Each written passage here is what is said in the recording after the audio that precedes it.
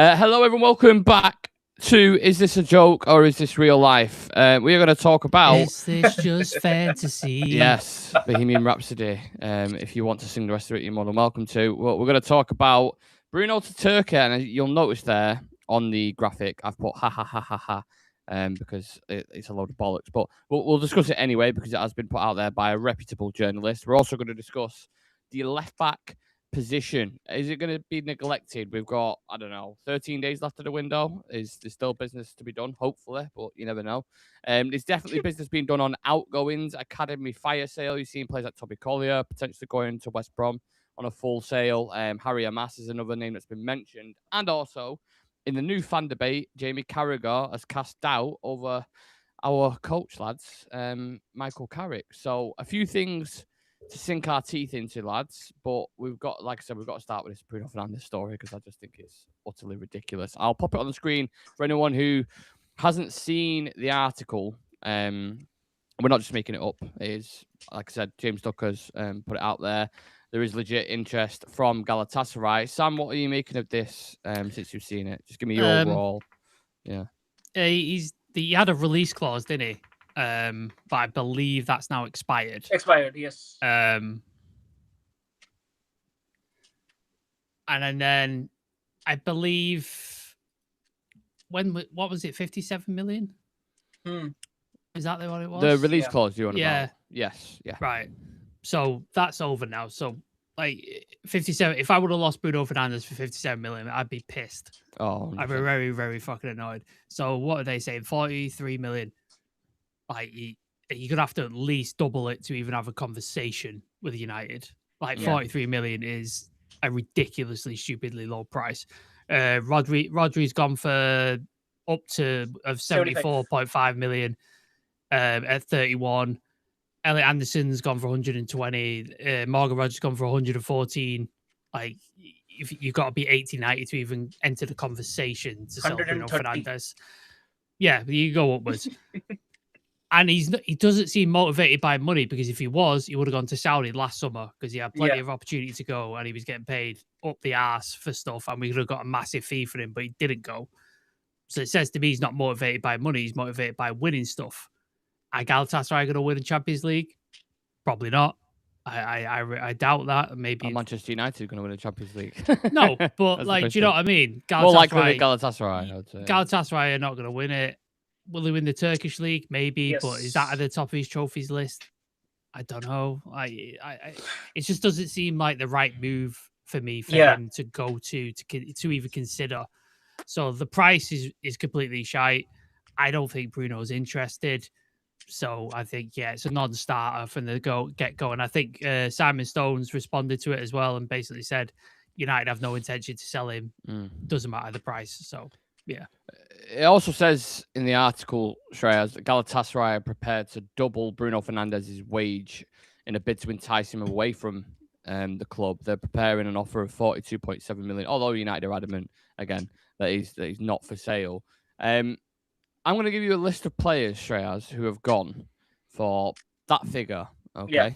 Saibari to Bayern Munich had a decent kind of World Cup, didn't he? Nathaniel Brown, Quendo, Sangare to Brentford, James Trafford, Openda, Kolo Muani, and Chumland. And the reason why I'm mentioning these names is because they are, you would probably say, right, a certain caliber of player shopping somewhere. I don't know if you have Lidl's and Aldi's over in India, but that's the kind of area that we're shopping in. Bruno Fernandes, and I'll let you take the floor of it, obviously, but is a premium player in it. Like the thought of 42 million, that's insulting, isn't it?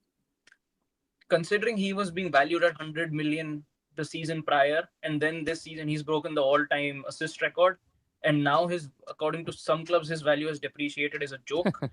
I think, again, first off, I wouldn't consider selling Bruno at all, even if, they pulled up with around 120 or 130 million offer, because... Oh, wow. Yeah, there's no way you can sell Bruno. There is no player... Even if they place right now, you find out tonight, they said 130 million for Bruno Fernandes. Not at all. You wouldn't sell him. Not at all. Because you pick Bruno out of this team and it stops working completely. You know, Well, if you would imagine at some point they're going to look to sell him, aren't they? I don't know they when. will have to, either they will have to look to sell him, or at least, you know, have an understudy ready maybe by next season or the season after, someone who can take Good the luck reins with of. that. Yeah, you're the understudy to Bruno Fernandes. Like, all right, shit. Yeah, but they'll have to, you know, so that Yeah. when it comes to that point and you need to transition away from Bruno and have someone ready to go, because the position that he plays is perhaps the most important in the entire team, because that's how you maintain your attacking line, that's how you maintain, you know, your shape when it comes to pressing off the ball. He's incredibly crucial to this team. And I just think that, you know, being the captain on top of that, and with the numbers that he pulls up with, like, a bad season for Bruno is like 25 goal contributions. That's a bad season for him. Yeah. So I don't really see many players in Europe, especially as, you know, that attacking midfield position, who pull up with those numbers on a consistent basis. So I think it's going to be incredibly hard to replace him in the, you know, and considering how, you know, how much we are struggling right now to replace a player like Casemiro in this team, it's going to be even more hectic to, you know, make room for someone or actually identify someone who can do the job that Bruno does in this team. So I think that he is someone who can genuinely not sell at all. Like, he's the first person, like, players who you would want to keep for the next 2 years, I would say Bruno's on top of that list. The amount of money is eye-watering in it, Sam, really, when you Yeah. look at the figures. And it was, again, similar conversations that we was having when Saudi came in. But Dershan Ozbek, the Galatasaray president, is absolutely, and this is what he's putting out there, like, committed to signing Bruno. He's doing everything that he can to get this deal done. It also says that Turkey's favourable tax system means Bruno would stand to double his current take-home pay if he moved to Galatasaray, which is why you've seen a lot of players. I think we got told as well that that's the reason why Mason Greenwood, right, went. It's why you see like someone like Osimhen. He's gone there because obviously he was on a massive wage at Napoli, but he's getting taxed like what 50% on it, I think, in Italy. So that's but if you all factor earning like what 150 rather than 300. So. But if you go to Turkey, there's no tax on it, so you're basically getting your full wage without being taxed on it, similar to Saudi like sort of levels. So you're getting like that's how you're effectively doubling your wage essentially. Do you have a thing though with Bruno where it's like, because I feel a similar way because he's put that much into his career, in terms of, I'm sure you could go through all these running metrics and data and stuff and see that he's been overplayed a lot and he's also played through injuries.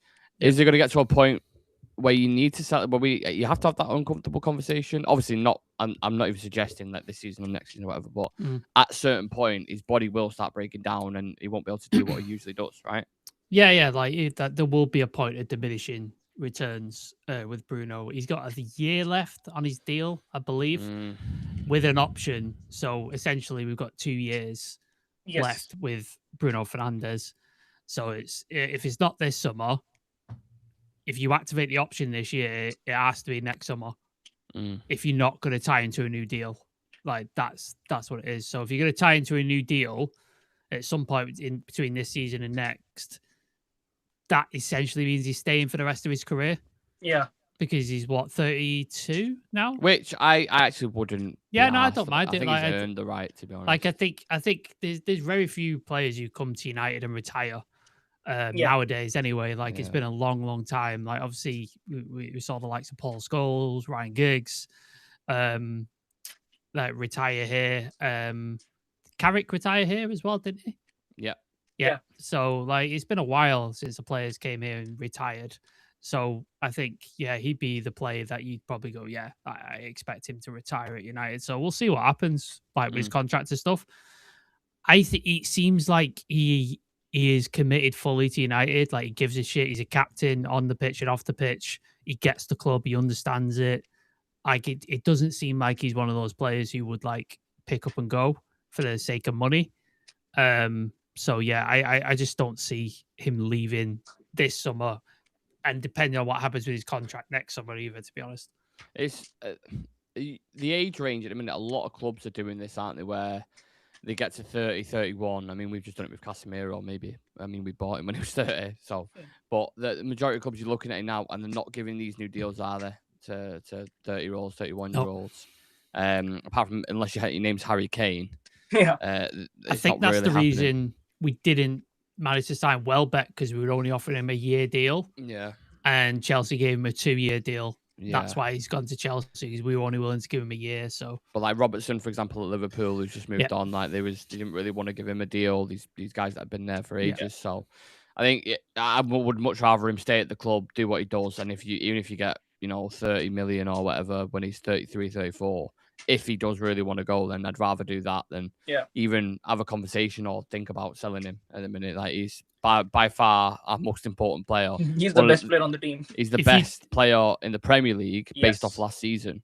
It just makes no sense. If you take him out of our team now, we go from trying to fight for Champions League places to probably falling out of European places.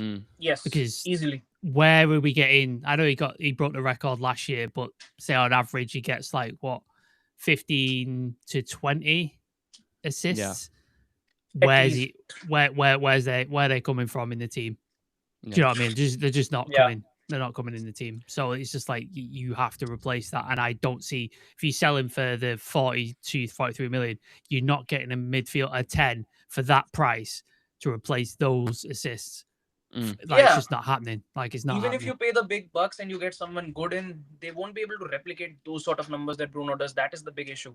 Rodgers, 114 million. He is not getting 20 plus assists this season. Not at all.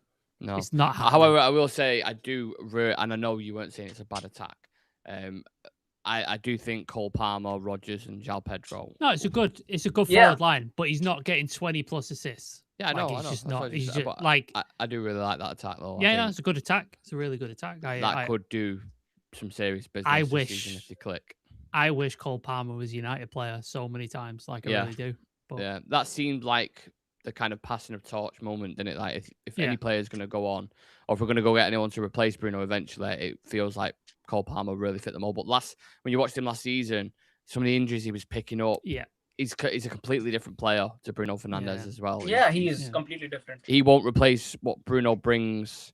Balance. But just kind of off the ball work, the way he is, like off the pitch in terms of his captaincy, the things that he does.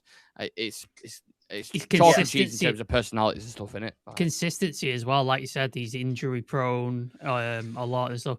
Bruno don't miss a fucking game. Like he just doesn't miss a game. He's given 50, 60 games a season every single year. Remember last season when he got a hamstring injury and he came back after 17 days, was it, or something? It was like, 2 games he missed because of a first time he's ever been injured for a hamstring injury though. Like that's. Didn't he come back into training the week after and be like, I'm ready to play? And the medical team was like, no, you're not get playing. Get back on the fucking bench, you idiot. Rain is saying, evening lads, happy Prem week finally. Yeah, finally, thank God. Cannot believe today is 35 days since that Tillemans bomber. It's pathetic. Wilcox hanging around the team like a bad smell rather than working. Think Bruno's off next summer if we have another shit season. How much more underachieving can a man of this quality put up with? The only one who could replace Bruno is Jude Bellingham, and even he has his dips in form. I don't see Jude Bellingham coming to United. He's going to stay at Madrid for his entire career. It all depends on the way the team's going. It like obviously Madrid now have switched up the strategy again. Yeah, they've gone with we're just going to buy basically everyone. I'll try apart from Rodri. They've gone Galactico again, haven't they? They've gone that again. If that doesn't work out and you've got Mourinho there... If he falls out with Mourinho, that's the only way. That could really be a shitstorm, genuinely. And Mourinho will do that, like, everywhere he's been. He doesn't think twice. He creates this, it's them against us, and it just turns into a fucking... And he burns the forest down, doesn't he? He really does. Just because it's a big name and they've signed big players, it doesn't always mean it's going to work. No. So you never know what could happen there. I for one, would... I mean, that performance alone in the Azteca for England against Mexico with Jude Bellingham, that's one. If I ever go back, when obviously I would have witnessed a lot more football later in my years, but if someone asked me about an individual performance where it took me breath away and I was like, wow, it was Bellingham at the Azteca. And I think he's got that character to deal with a club like Manchester United, but obviously it's hearsay and he might well. We had the opportunity. We could have signed him. We brought out Sir Alex Ferguson. We gave him the tour and everything. But Ed Woodward decided to stick his oar in and not think it cost us. Well, he made the right decision, didn't he, for his career? Oh, definitely. yeah. You can't. I mean, you can't deny that. You look at the players that come and went during that period. For a youngster to get, to have that price tag of 100 million on him as well, then go to Madrid and win them the Champions League and being the most important player in that lineup. I think it speaks volumes that he can handle the pressure of being under the microscope. But I think you should see it's nice to see British players going abroad and doing what they're doing, and because I feel like it's very rare. You get your Owens and David Beckhams and players like that, but it is quite rare. I'd like to see someone like Bellingham in the Prem, man. I just think it'd he's still young though, isn't he? What is he? That's what I'm saying. 24, 23. Yeah, you never know, he's do you? got time. He's got time to come here if he wants to. You never know. Right, let's move the conversation on to the left back situation. Anyone just joining us, please do leave a like on the video for us. That little laugh. And any kind of comments and opinions on this is welcome, and we'll discuss them as well. But yeah, again, this is from James Ducker, who's been a very busy boy today. He's saying Man United are in the market for a left back, and it remains to be seen whether they seek to bring in another midfield or forward. TalkSport reporting that one to keep an eye on for Manchester United is David Rahm, who obviously plays at Leipzig. We've got links at Leipzig as well. Christopher Vell, who used to be a sporting director there. But yeah, if not Lewis Hall, because it really does feel unlikely at the minute, doesn't it? Like, yeah. We're not going to get him. What are we going to do? Because I know we keep saying it, but there's 13, 14 days left, and we're not even in about talks at the moment with any left back. It seems like it's going to be an unknown left back, doesn't it? Like the names I've seen mentioned was Dave Rome, Jorge Salinas. What's the Club Bruges guy called? Joaquin says. Like I know David Rome because I think me and Shreyas have talked about him a couple of times. The other two, I don't know. I've not watched, in all honesty, so I don't know how good they are and what level they're at.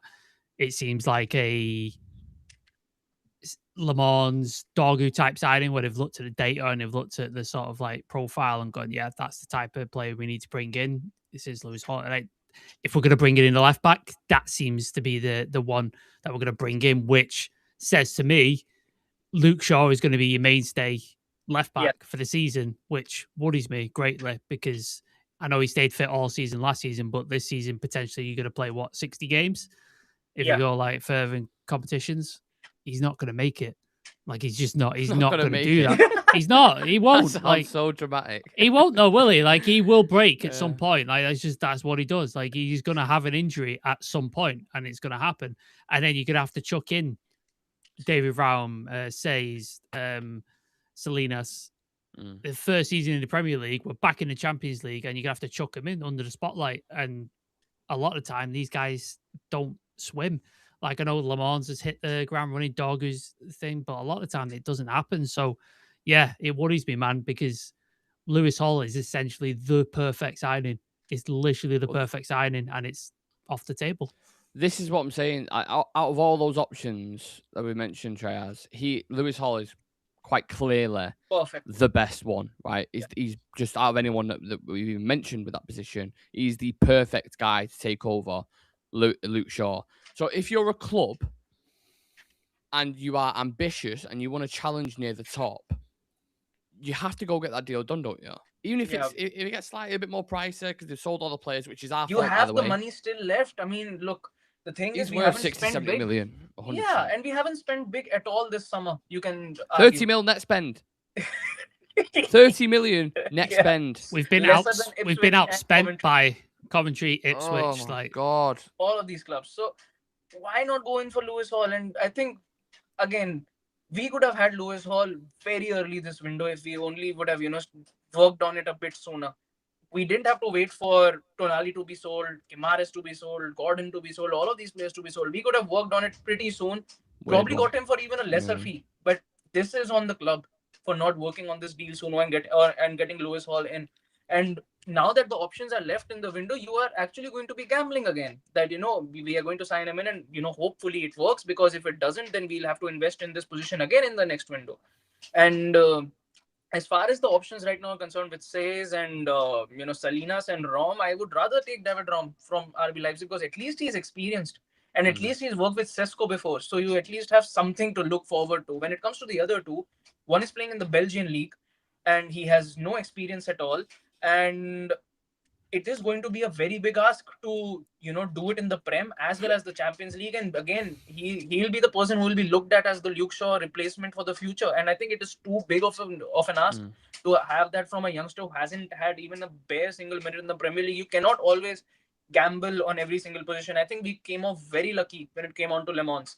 But you cannot go with that attitude in every single position without signing any experienced players.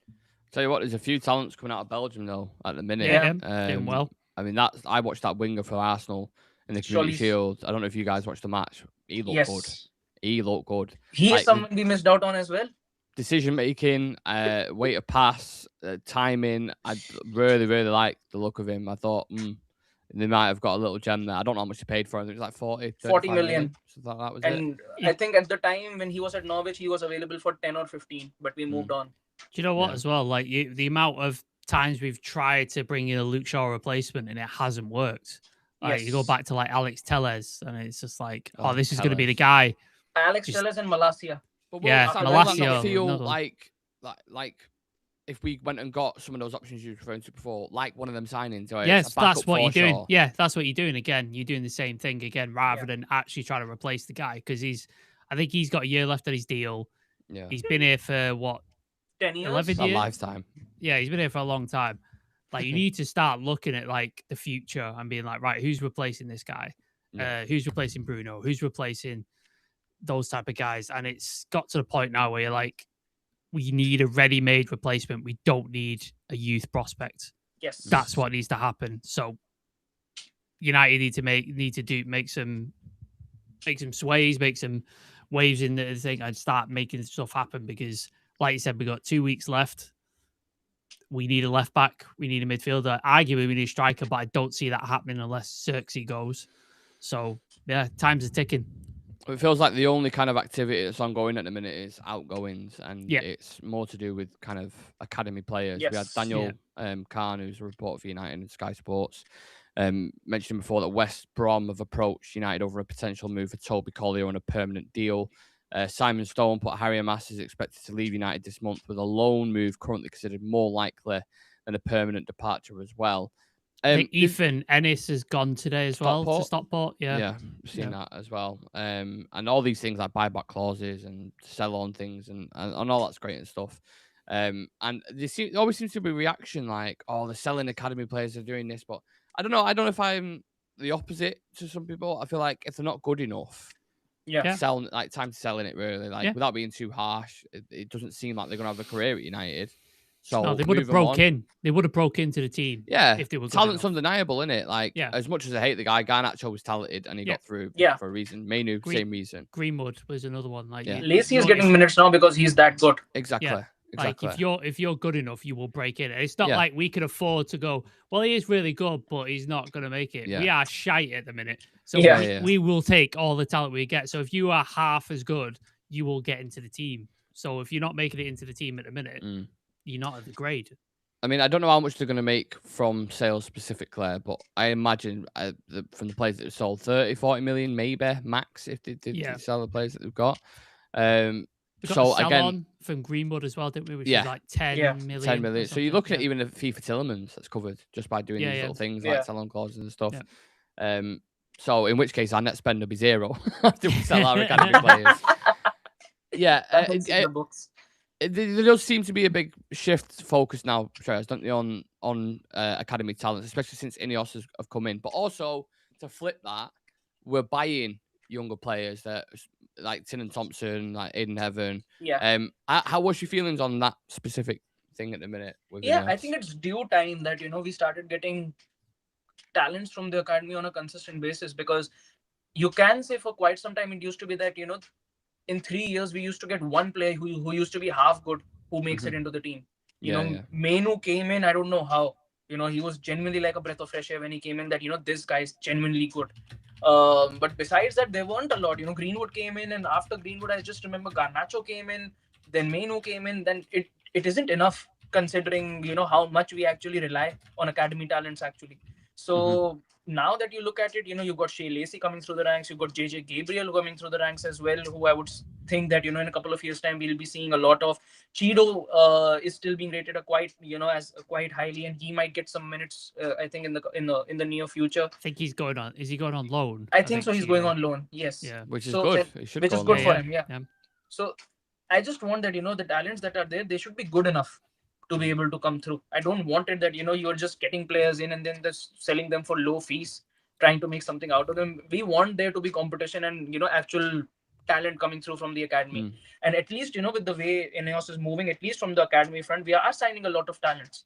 Whether they work out is a completely different thing, but at least it's a step in the right direction when it comes to the youth academy. Is he Colombian? I think Christian Orozco. Orozco, yeah. He's just CDM. coming as well. Yeah, so he's just coming as well. Obviously, Sekou Kone, who's had a bit of a torrid time and stuff like that. He's there as well. So we got the Fletcher twins. Yeah, another sort of prospect. What's happened to Goodwill Kokonki? What's happened to him? And Mantato? It's kind of I quite liked his performance. I watched a few of the youth games last season, and I quite liked the look of him. Obviously, he made an appearance in the team under Amorim, wasn't it? At some point. Look, not everyone is 5% of the crop that usually probably makes it, if that. So you've got to be super talented to make it. I just feel like I'm okay with selling academy players like Vitek, for example. It's like he's obviously not going to get into the team. No. You've got Le Mans there, who hopefully for the next 15 years or whatever is our number one goalkeeper. So that makes sense to me. I just think we need to be a better selling club. Like I look at other clubs, and as much as they get criticised for what they're doing at board level and stuff at Chelsea, they are a really good selling club. Like they so is City. Teams. City are a fantastic selling club as well. I still don't feel like we've sorted that side out yet. That's probably why our budget, or why we're not spending as much as we should be doing. Yeah. Because you look at City, they've just sold Rodri for like close to 75. Crazy. James Trafford, who they bought back, and then apparently he's got more valuable since they bought him back. He went for, is it 40? Even though he's not played. Yeah, even though he didn't play. 30, didn't they? Sold him for 40, and then bought 40, which is just fucking insane. If Harry Amas was at City, he would have gone for 15 at least. Yeah, exactly. Yeah.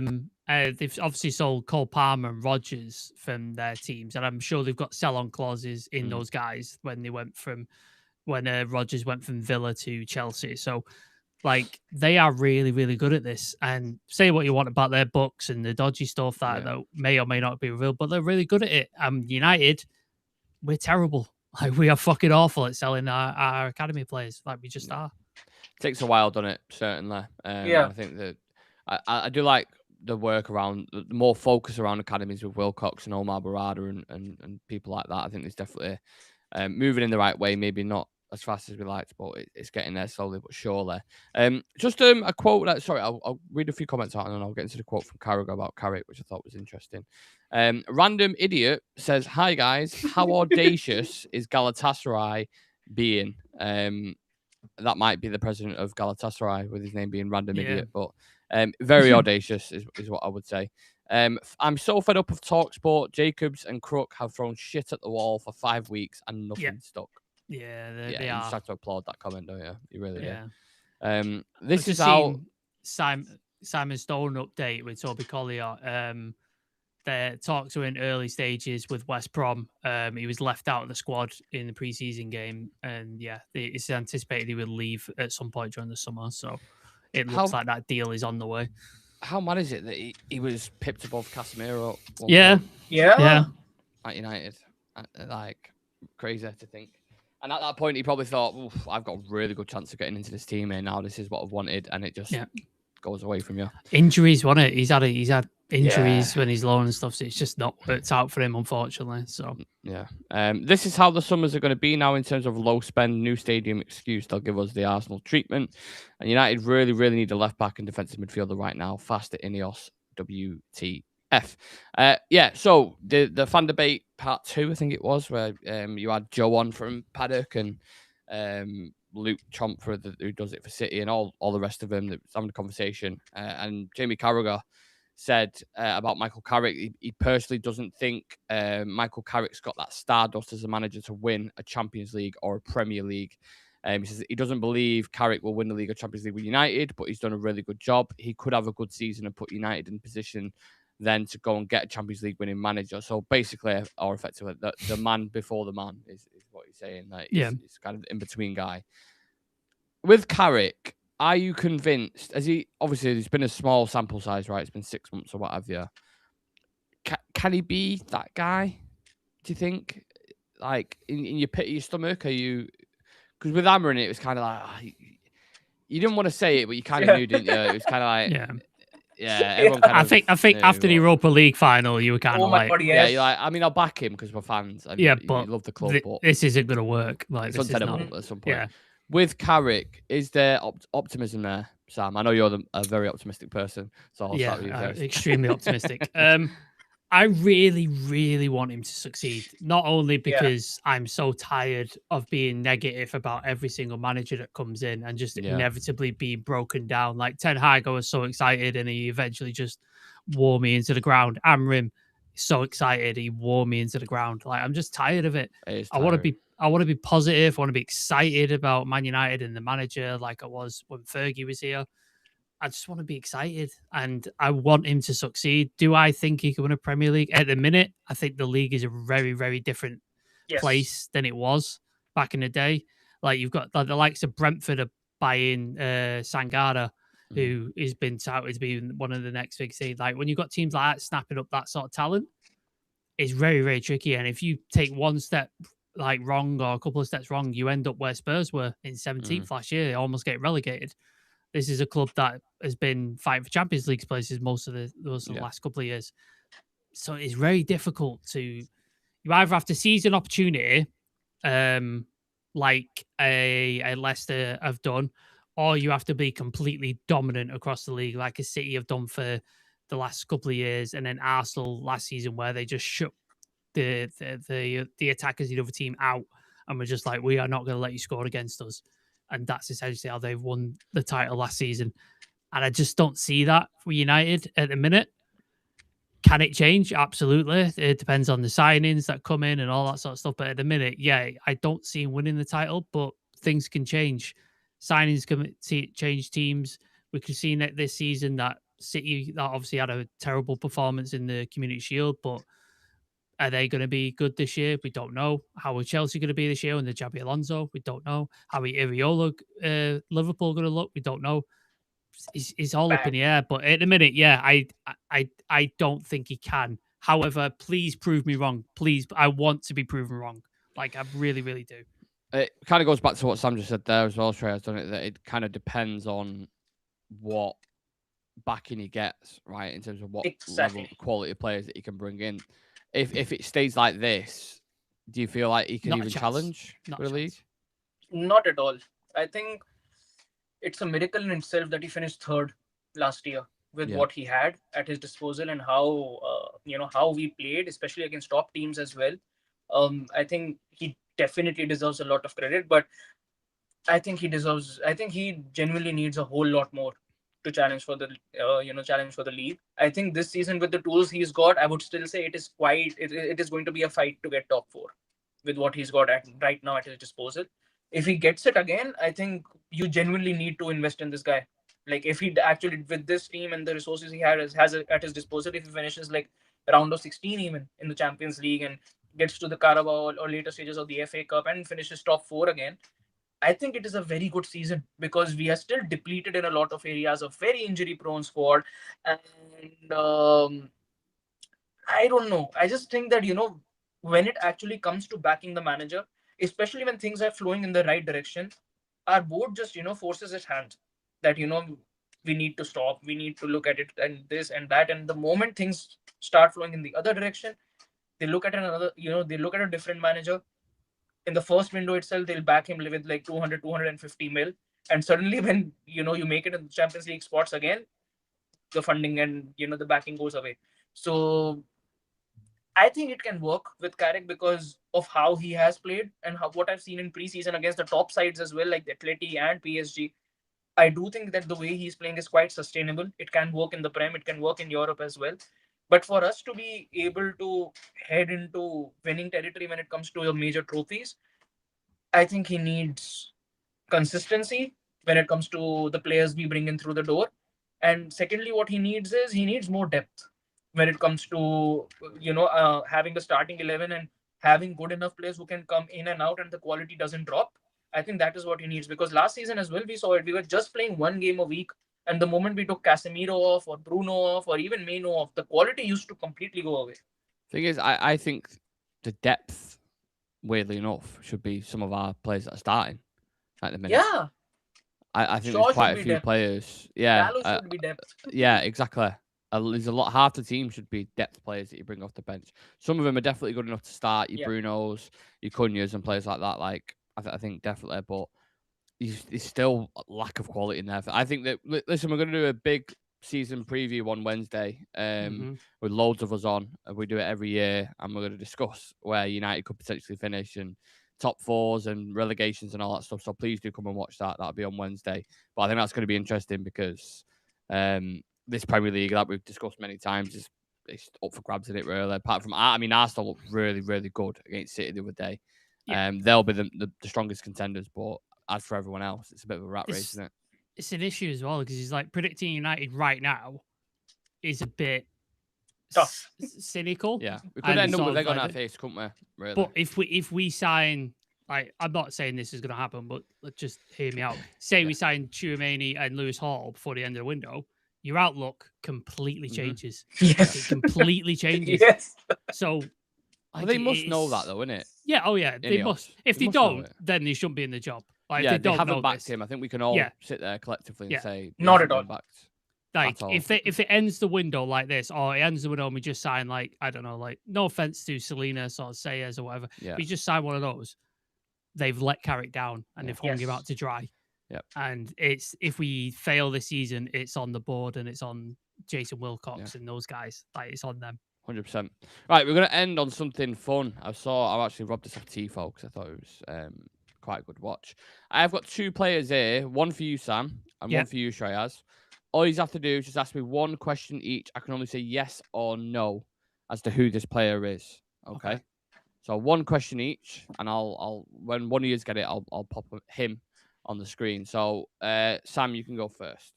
Is he currently playing? Yes. Okay. Is he currently playing in the Premier League? No. So you've got separate players, by the way, both of you. You're not got the same player. Okay. Is he playing in a European league? Yes. Is he playing in the Bundesliga? No. But closer to the Bundesliga. Okay. Has he played for United? No. Right. Wait, I'll have to note these down. I don't worry. I'll, Just so that there it's in my head. Oh, right. Okay. Yeah. Okay. Is he playing in Serie A? Nope. Does my guy play for the Premier League? Yes. Okay. So he's currently playing. He plays in the Premier League, and he's never played for United. Never played for United. Right. Okay. Is he playing in La Liga? No. God, what is You're wasting your questions here, Shrey. Just go around the leagues. One top league left. Does he play for a club in the Champions League? No. Okay. Does my player play in the French league? Yes. Thank God. Thank God. Got there eventually. Yes. Did the club finish above 12th last season? Yes. Okay.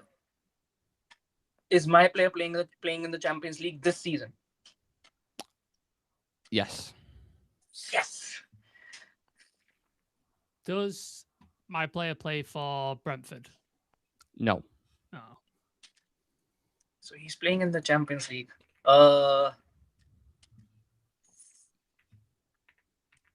Is he playing for PSG? Yes. Okay. So I'm just going to go. Does my player play for Newcastle? No. Is my player an attacker? No. Okay. Dude, Does my player play for Sunderland? No. is my player a defender? No. Okay. Does my player play for Chelsea? Yes. Okay. Oh, Is my player Portuguese? No. Okay.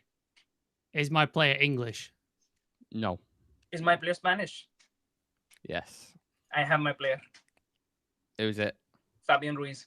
Yes. Correct. Oh, bastard. Yes. Fabian Ruiz. Sam, he was very, very close. Do you want to? Okay, go on. No, he was my player. Pedro Neto. It was. My next question was going to be like, is he a winger or is he Yeah. like that was my His next. wage UK top 6 club. I always feel like is like is he a Did top you hear 6 that club? news about Neto? That I think Al Hilal or someone was interested, and Chelsea have said that they want at least 80 or 75 mil for Neto. Yeah, the club in Saudi won it. Sorry, there's a picture for anyone who doesn't know who Pedro Neto is. There's a picture for you. Someone put in the chat Todd Cantwell. Todd Cantwell. Did he play for Norwich? Fucking hell. Oh, That is a name I have not heard in a long time. In quite some time. Yeah, that's like 10, 15 years ago. Or Todd something, Cantwell. Wow. When Treaz was born, I think he was playing. Right. Shall leave it at that, ladies and gentlemen. If there are any other silly stories that come out, be sure to know that we will go live and discuss as always. But as of right now, Bruno Fernandes is definitely staying with us, and he's definitely going to have another successful season at Manchester United and hopefully win a trophy or two. Let's see what happens. Yeah, like I said, big season prediction on Wednesday, and then we have obviously Hull, who we play on Saturday. We'll have a preview for that at some point, so please